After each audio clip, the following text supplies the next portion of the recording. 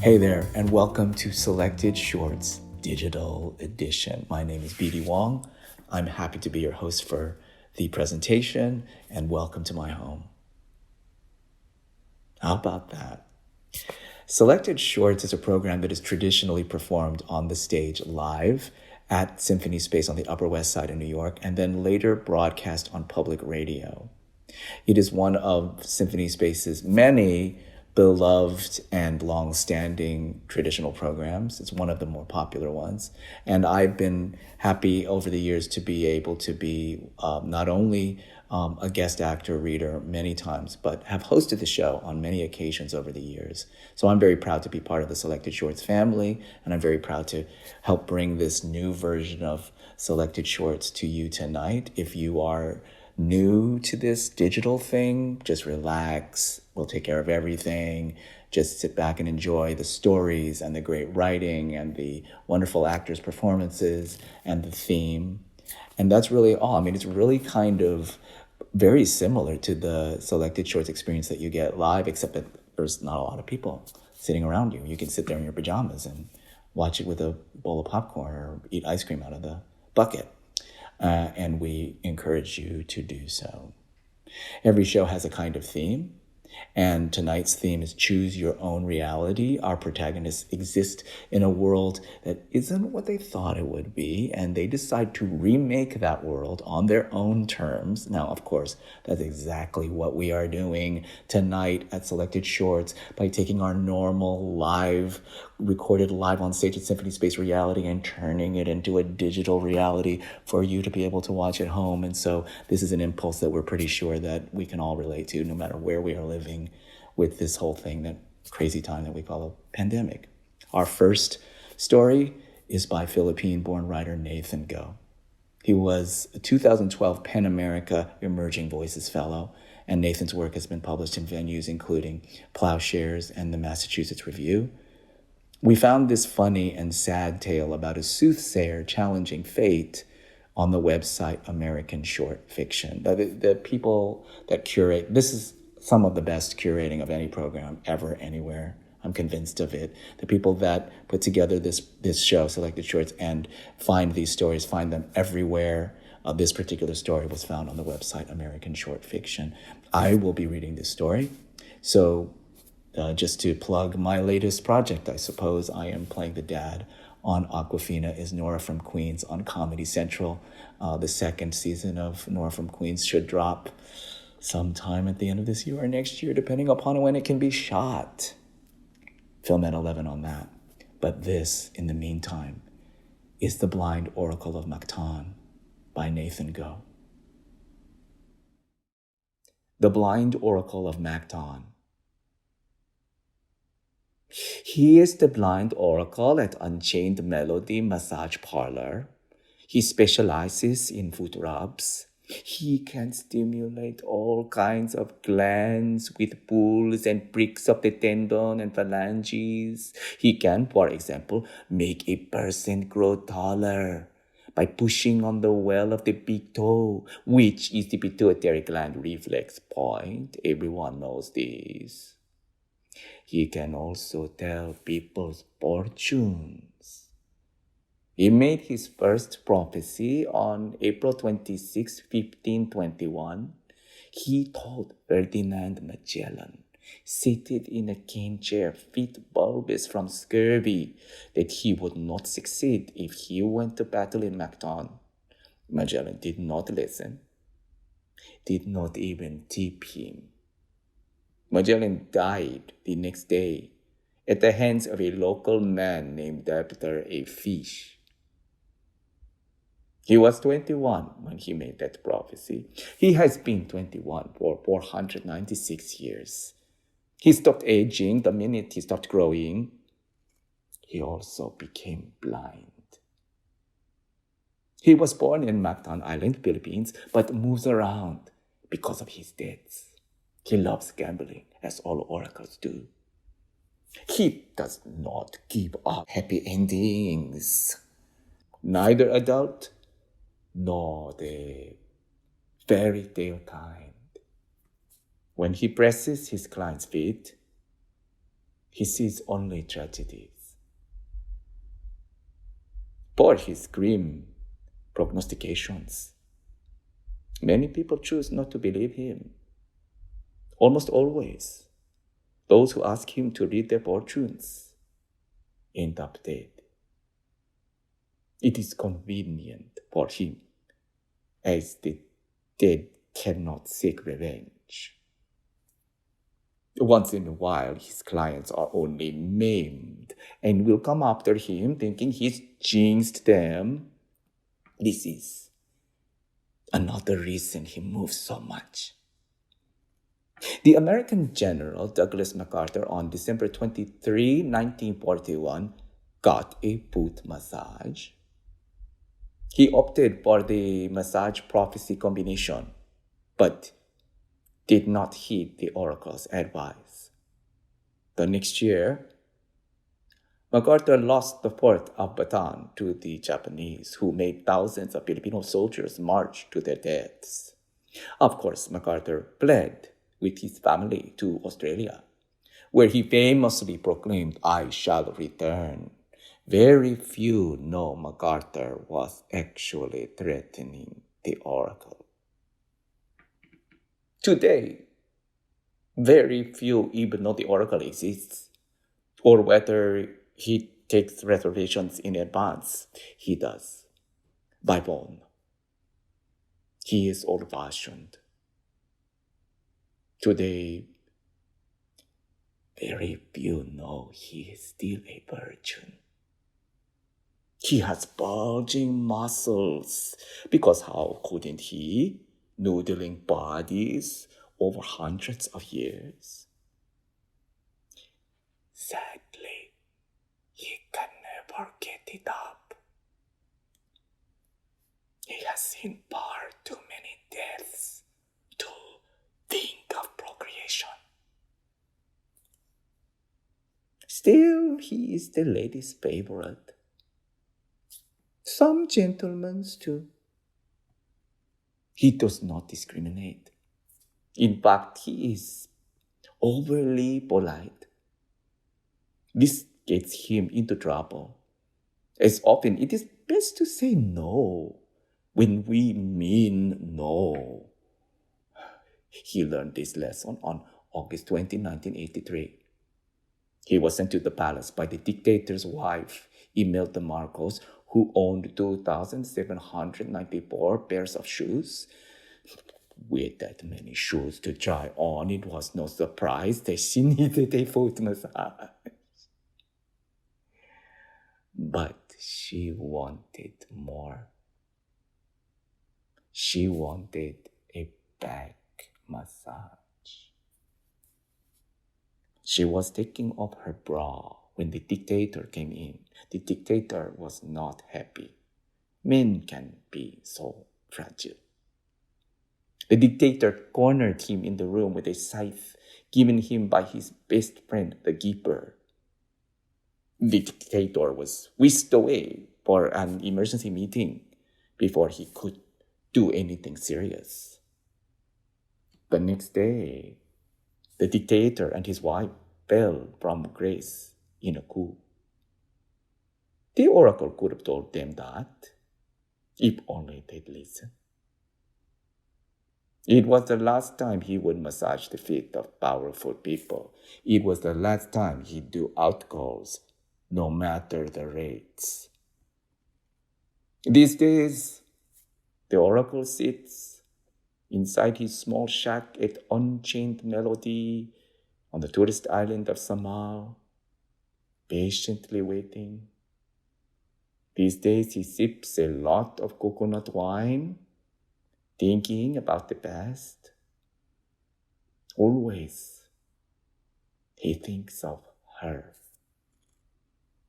She was a Chinese businesswoman who came in one day asking for an auspicious date. She was to inaugurate her company's ferry on its maiden voyage. As a rule, he said he does not do fortune cookie predictions. She assented and asked only for a massage. She had the most calloused feet of anyone's he'd rubbed, but in the course of several visits, he came to like her feet. Even came to like how they smelled. Notes of soy sauce and melted plastic. This was not a foot fetish, though it came close. One night, he invited her to a karaoke bar where they sang drunkenly and bonded over the Righteous Brothers. One night, they walked together on the beach, holding hands in the dark. One night, he cooked crab for her at his cottage. As they lay on the bed, he was prepared to tell her all about his credo, about how sex is overrated and celibacy enables a deeper connection, about how the blind are more perceptive. But then he heard her say she had a husband and 2 kids. He ended up giving her a foot massage instead. When he pressed on her flexor digitorum brevis, which everyone knows is connected to the heart, he saw an image of her and her family aboard a ferry. She had the most beautiful kids, a boy and a girl with ruddy cheeks, and a tall husband crowned with silver hair. The oracle's heart filled with sorrow at the thought that she would never leave them for him, and that he would never have his own family. When he tried to look away, he saw reporters and well-wishers on the boat, declaring the inauguration a success. He knew then that she was going to grow old gracefully and in good company. And he must be happy for her. Glumly, he told her he was making an exception. For the first time, he said, he saw a good omen and gave her an auspicious date. Oh, she thanked him by way of a kiss and said she would see him the next week. It was the last time they would ever meet.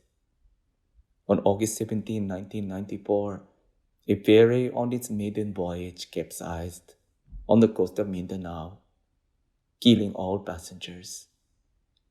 When he heard the news, for days the oracle could not sleep. Why? Oh God, did you send a false prophecy? I did not send you a false prophecy. I said you were in love. Why? Oh God, did you take away my only love? I did not know you would fall in love. You had your centuries. I am not sure what you saw in her. How? Oh God. Do I continue living? Stop whining. Do your job like everyone else. On the morning of October 10, 1994, while eating breakfast, the oracle stopped his toe on a chair. As he rubbed his foot, he saw a vision of his own death. Problem was, he liked what he saw too much. He couldn't tell if his death was a good fortune, and therefore not true. This does not stop him from checking his calendar every December and listening to the weather report. It does not stop him from putting on his Walkman and the raincoat. It does not stop him even when the sky goes dark and all the tourists leave for shelter, from picking a beach chair to sit on and waiting for a typhoon to hit. Lonely rivers flow to the sea, to the sea. It is a little dramatic, honestly, wishing to be drowned, even for a blind oracle. But it is the only thing he ever wanted. And if we care for him at all, we should give him his happy ending.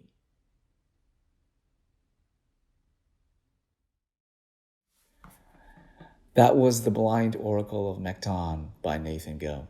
And while that story is about avoiding the bigger picture, our next piece is about leaning into it. The story comes from the author Sherrie Flick. She has a novel and 2 short story collections, including Whiskey, Etc. and Thank Your Lucky Stars. It will be performed by a stalwart New York theater actor who has also appeared in series including Sneaky Pete and Homeland, and films including The Irishman. Reading Sherrie Flick's What It Would Look Like, here's Marin Ireland. Thanks, BD.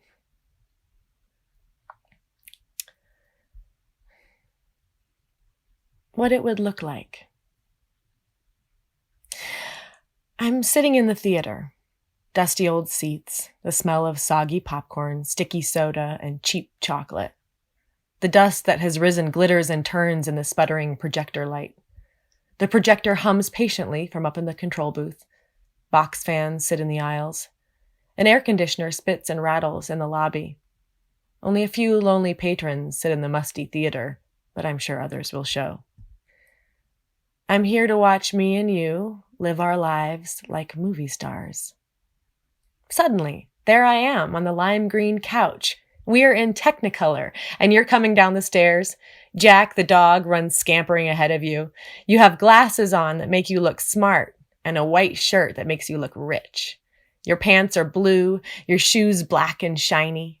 You look at me and smile. I look at you and smile. And immediately we remind the audience of Spencer Tracy and Katharine Hepburn and Adam's Rib, except I don't have the jawline and you have the wrong build.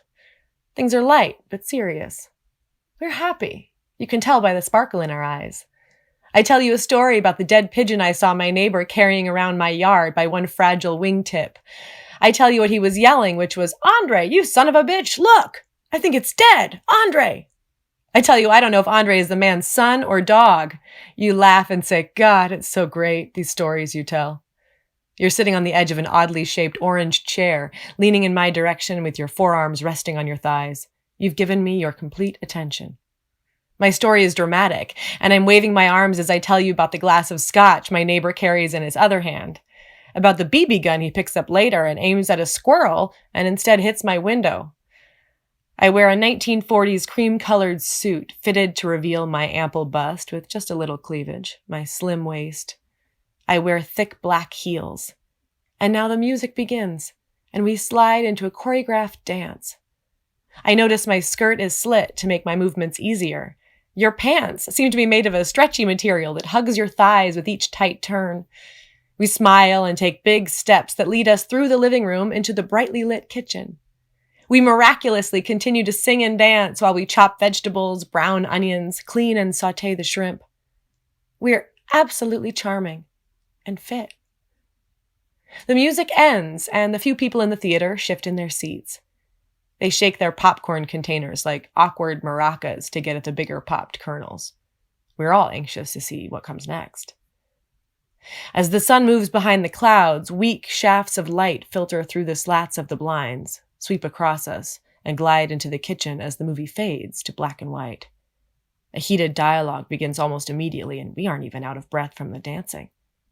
My face is half concealed in shadow. I say, "So, this is what you call dinner?" You turn quickly and say, "Dinner? Lunch? What do you want from me?"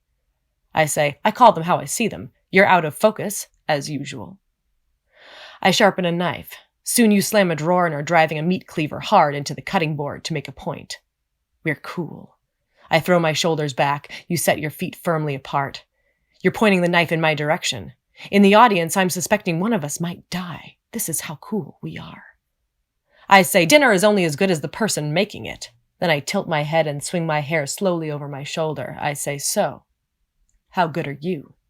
You say, "I guess you'll see when the time comes." I say, "I guess we'll see," and walk back into the living room, holding a ticking timer in my hands, moving my hips. I look once over my shoulder and raise my eyebrows. Then, as you stand alone in the kitchen looking after me, I twist the dial to make it ring. This is the movie I'm watching. It's us, and I know just before the words "the end" bleed onto the screen, we will have kissed. I'll push you away slightly, then pull you back, then we'll kiss again.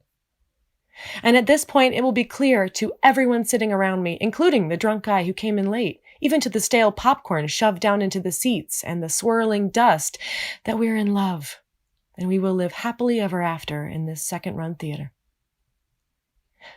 But this is only the movie. In real life, we've missed all our cues. In real life, you come running down the stairs, too loud. You have on sweatpants with your white shirt. Jack barks upstairs at some stray leaves he sees through the window. It's a foggy, rainy day, but you're smiling. I'm wearing baggy jeans and a wrinkled shirt. My hair is a mess because I'm almost asleep on the faded green couch, and cranky because I've been waiting too long for you to get ready. I yawn and smile back. You rush me because we will be late for the movie we're going to see. You pull me up from the couch, but we miss the dance sequence because we decide that instead of cooking, we'll get food from Thai Blossom on West Hickory Street on the way to the theater. The vegetables sit untouched and rot quietly in your dark refrigerator. The sun shifts and slanting light crosses an empty kitchen. On the way to the car, I tell you about my neighbor and the dead pigeon, about the scotch and the small flower of a crack in my window, but the sound guy can't possibly pick this up. In this life that isn't a movie, we are never able to reach a point of synchronicity. We never see the credits coming, so we never kiss. Love never begins. And you would say, if I told you this, that the movie never shows what happens after the credits roll. The hot August night when I walk in on you and Emily. The sad, awkward tangle of bodies struggling on the sagging couch. The sweat. My one short scream, like a starter's pistol. Jack running and whimpering under the table as the neighbor's lights turn on, then off, like reluctant lightning bugs down the street. And no eloquent explanations. Just both of us tired and sorry and so fed up. We fade apart. Never to see each other again, except in the random grocery aisle where we wave by lifting a few fingers from the rail of the cart, or in the bookstore, shuffling our feet against the nubby carpet, reluctantly tipping covers to show each other titles. We get to the movie barely on time, pull carefully packaged Thai Blossom from where we've hidden it in our jackets as we run giggling to our seats, middle center. We've learned not to share. It's too complicated. We've learned to leave our knees untouching, to watch the movie closely so we can talk about it for hours later, to whisper, "This is so damn good," quietly in each other's ears. We nod silently at the good lines and see where the acting is weak. Our seats creak as we shift our bodies, as we get more comfortable and the tension rises. We've learned to wipe our mouths as we carefully pucker our lips to napkins. We've learned to relax until the credits roll.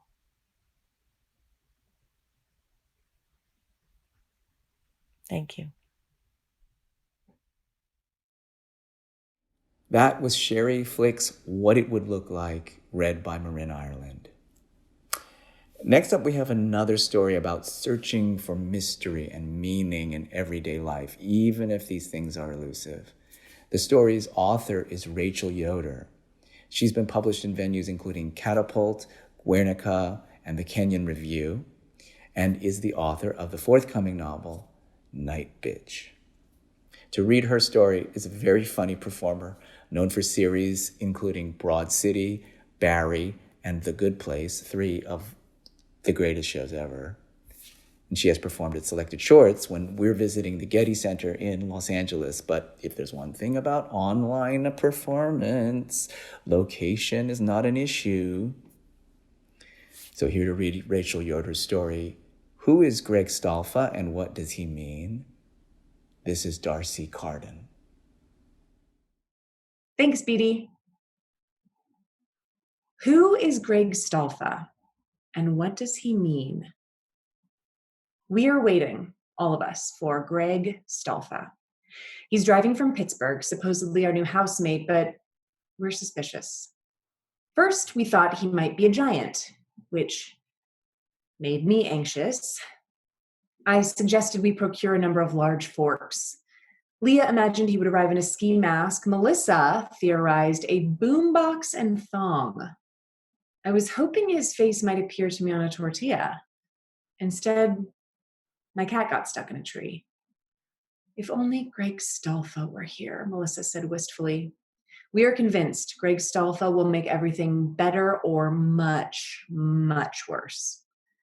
Leah's begun sleepwalking, wandering the darkened house in her blue flowered nightshirt. I need to know where Greg Stalfa is, she whispers, as she makes peanut butter and bologna sandwiches, which she then shoves through the mail slot in the front door. In the morning, I find notes written on the mirror. GS is the second coming, or me other hungry Greg Stalfa. Nothing makes sense.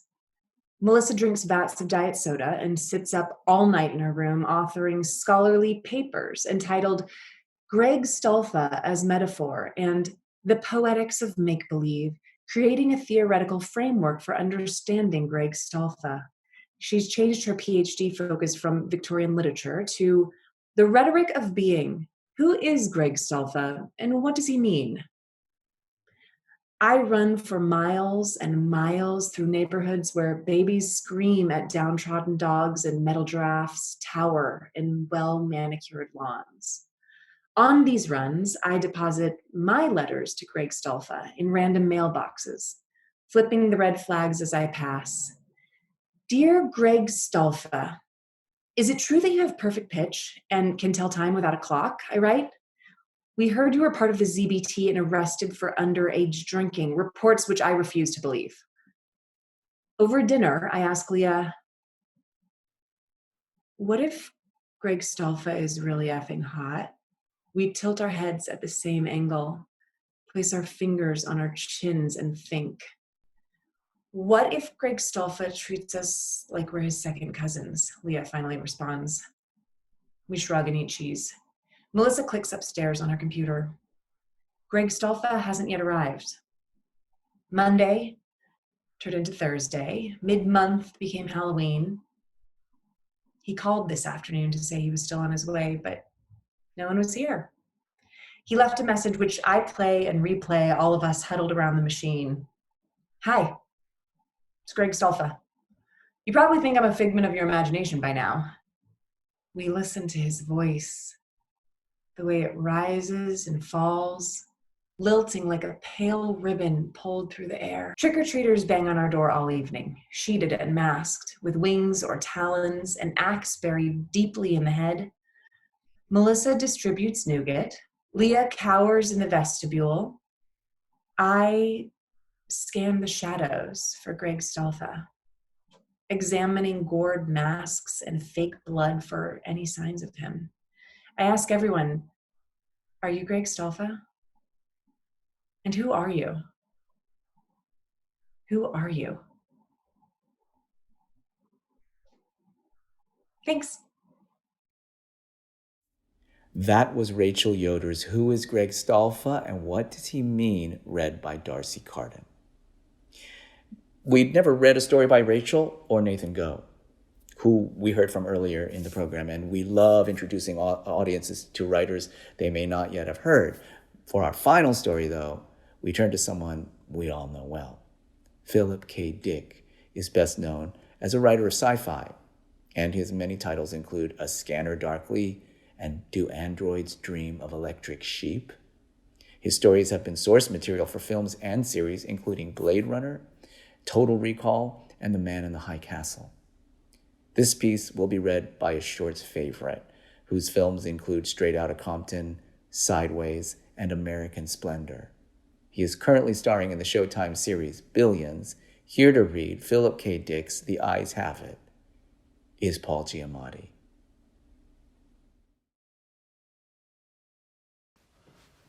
The Eyes Have It.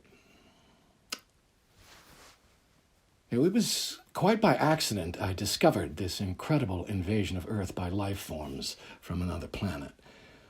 As yet, I haven't done anything about it. I can't think of anything to do.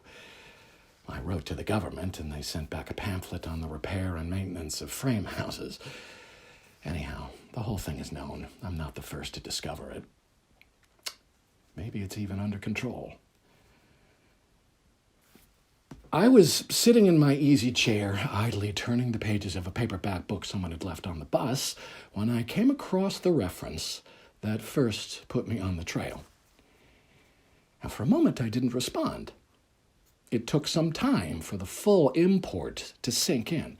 Now, after I'd comprehended, it seemed odd I hadn't noticed it right away. The reference was clearly to a non-human species of incredible properties not indigenous to Earth, a species, I hasten to point out, customarily masquerading as ordinary human beings. Their disguise, however, became transparent in the face of the following observations by the author. And it was at once obvious the author knew everything, and was taking it in his stride. The line, and I tremble remembering it even now, read, "His eyes slowly roved about the room." Vague chills assailed me. I tried to picture the eyes. What, did they roll like dimes? The passage indicated not. They seemed to move through the air, not over the surface, rather rapidly, apparently. And no one in the story was surprised. That's what tipped me off. No sign of amazement at such an outrageous thing. Later, the matter was amplified. His eyes moved from person to person.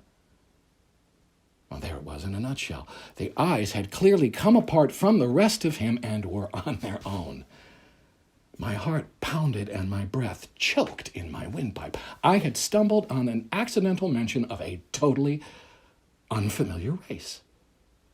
Obviously non-terrestrial, yet to the characters in the book it was perfectly natural, which suggested they belonged to the same species.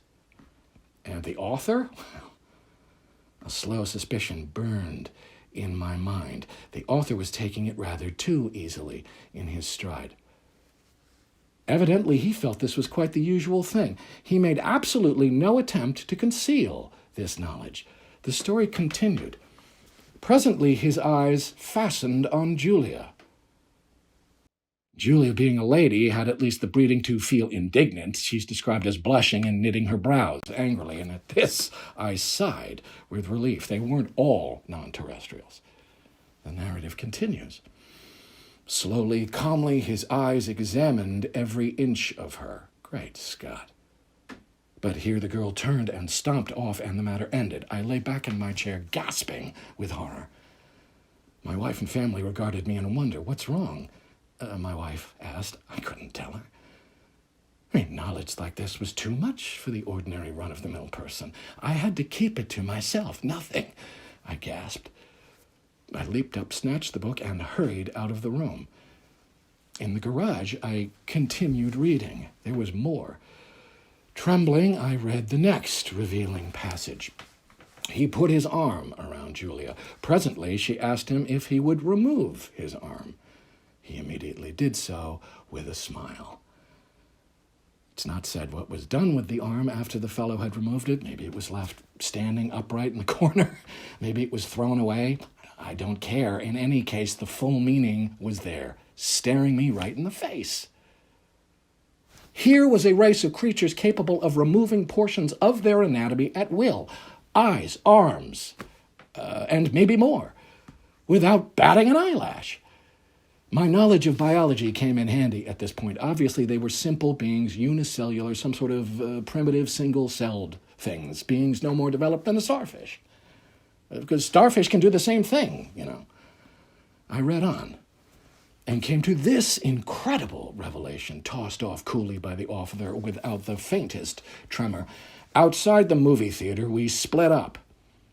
Part of us went inside, part over to the cafe for dinner. Binary fission, obviously. Splitting in half and forming two entities, and probably each lower half went to the cafe, it being farther, and the upper halves to the movies. I read on, hands shaking. I'd really stumbled onto something here. My mind reeled as I made out this passage.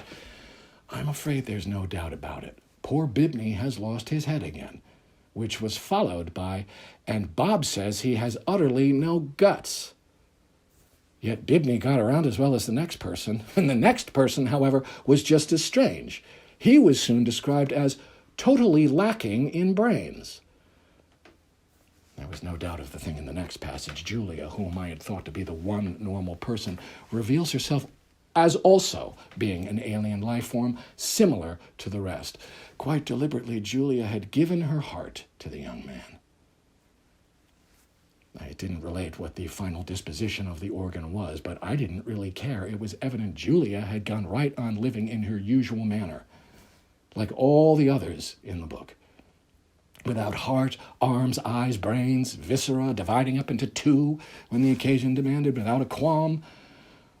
Thereupon she gave him her hand. I sickened. The rascal now had her hand, as well as her heart. I shudder to think what he's done with them. By this time, he took her arm. Not content to wait, he'd started dismantling her on his own. Flushing crimson, I slammed the book shut and leaped to my feet, but not in time to escape one last reference to those carefree bits of anatomy whose travels had originally thrown me on the track. Her eyes followed him all the way down the road and across the meadow. I rushed from the garage and back inside the warm house as if the accursed things were following me. My wife and children were playing Monopoly in the kitchen.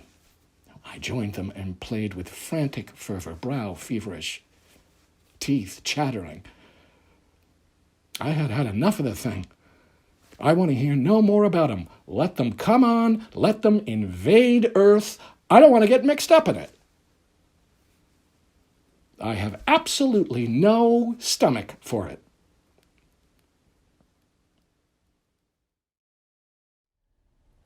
Thank you to Paul Giamatti. That was The Eyes Have It by Philip K. Dick. And that is our show. We want to thank our performers, Paul, Marin Ireland, D'Arcy Carden, as well as our authors, Yoder, Go, Flick, and Dick. Sorry, I couldn't resist. For giving us the permission to read these stories under these special circumstances. And we want to thank all of you for being here with us. We hope that you've learned some lessons about the power and peril of finding your own reality. We want to keep doing selected shorts in the digital realm as we slowly work our way back into the public sphere. So please keep your eyes open for future shows on our calendar. You can touch base with us at selectedshorts.org or on Facebook, Instagram, Twitter. Be sure to check out our weekly radio show and podcast by supporting your local public radio station or by downloading the show on Apple Podcasts. I'm BD Wong. Be safe, be well, and we'll see you next time for Selected Shorts.